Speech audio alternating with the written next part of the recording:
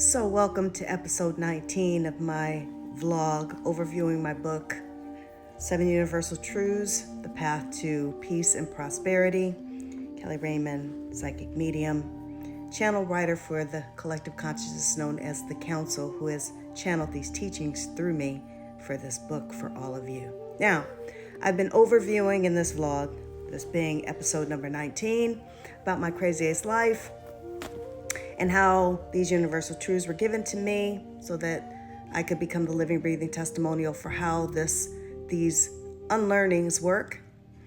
And if it can work for my crazy ass and my crazy life, it too can work for you. So picking up on my special brand of crazy in this episode.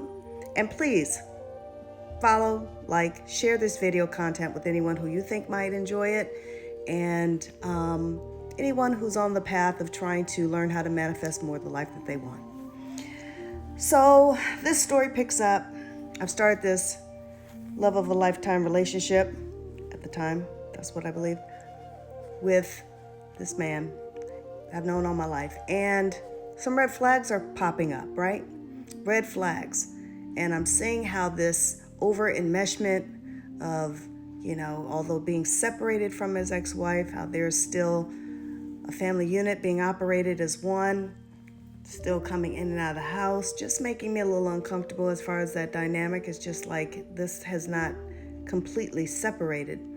And just having a discomfort with the level of how it doesn't seem like everybody has moved on in a way that you would think after being separated for so long. So what I'm beginning to see is how things that are abnormal are being normalized.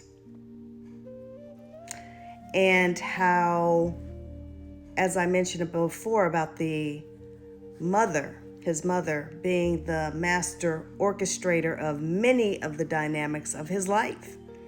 And I'm thinking, I've known this man my entire life. I know that he tends to acquiesce to his mother, whom he believes is the one person that has the greatest sense of unconditional love and protectiveness for him. And so would acquiesce that. At 50 something years old, step into your life. You have to renegotiate your own life, especially in aspects that you are doing things, and those acquiesce moments are being self-sabotaging to you, i.e. she was running his business, a separate business that he had, a restaurant, and it wasn't doing too well. Now, again, as I talked about the narcissistic mother that lives vicariously through the success of their child, she was claiming that was her business to anybody who listened. And with the devastation that happened with the health crisis of his son, he was really looking to not have that headache and wanted to sell that business. And she said, "Please, son, don't sell it. I'll die if you do." How's that for a guilt trip? How's that for a guilt trip? If you do that, I'll die. So I'm beginning to see some things. Like I said, I saw her. So this was becoming a bit concerning. What was also concerning was, here I am moving through my divorce process, and he's been separated for years and not making any real steps towards a true divorce. Legally separated, but not really making those moves. Now, you have to understand, I knew this dynamic for quite some time, as far as I know that there wasn't any real, anything really there anymore. This was more of a codependent relationship, as far as any real thing there romantically. I know this to be true, but still, it's a problem when you're married and you're dating someone and that you are really looking to move things along as far as establishing a life together. I would soon come to understand that that was an excuse.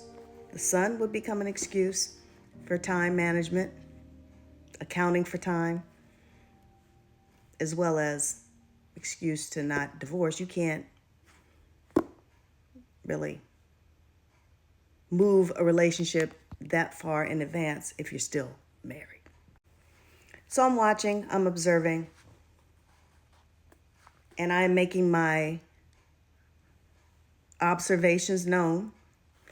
And then next thing I know, I'm sleeping. I get a call at 1:30, or I hear my phone ping at 1:30 in the morning, and it's my Facebook Messenger. And I am getting a message from someone that says,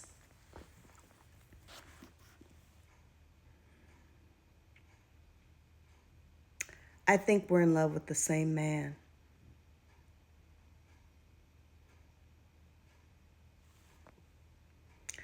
I can tell you from that moment on, from that moment, nothing seemed real in my reality.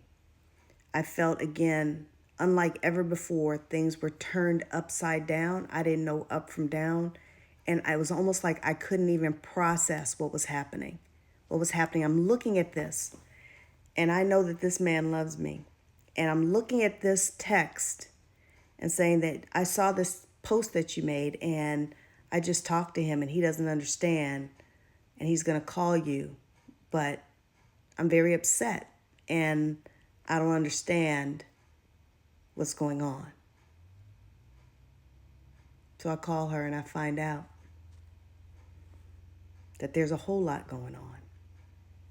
That he has begun another relationship with her subsequent to us establishing ours. And this would be one of many. Stay tuned for the next episode.